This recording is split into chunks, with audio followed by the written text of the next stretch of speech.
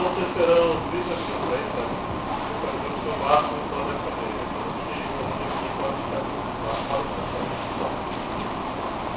Bom, boa tarde a todos. Querendo agradecer a presença dos professores da banca, aos amigos que vieram prestigiar, nossos familiares também, e aos demais colegas.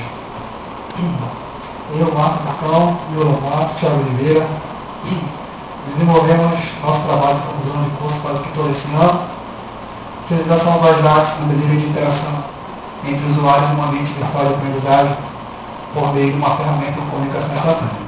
Esse é o título do nosso trabalho.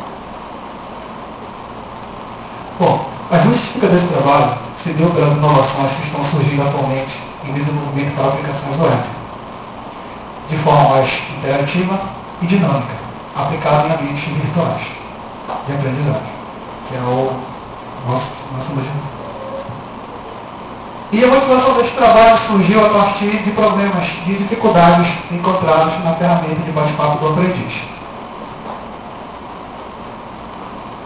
O objetivo é o desenvolvimento de uma ferramenta de comunicação instantânea a ser utilizada no aprendiz, no bate-papo do aprendiz, pelos professores, alunos e demais colaboradores, inovando com uma metodologia de desenvolvimento de aplicações web, Ajax, a ser apresentada.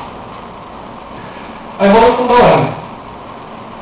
A internet passou por muitas mudanças até chegar ao seu estágio em que a conhecemos atualmente.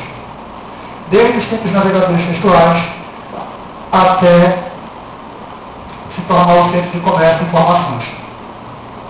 De lá para cá, várias tecnologias surgiram, e isso vieram contribuir ainda mais para que esses aplicativos pudessem rodar na plataforma web.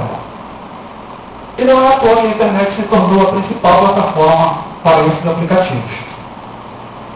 Chegando nos aplicativos web, como eu falei anteriormente, tecnologias surgiram, só vieram somar. Então a internet, a web, ela evoluiu. Muitos autores denominam hoje, com essas novas tecnologias e esses novos aplicativos, de Web 2, que nada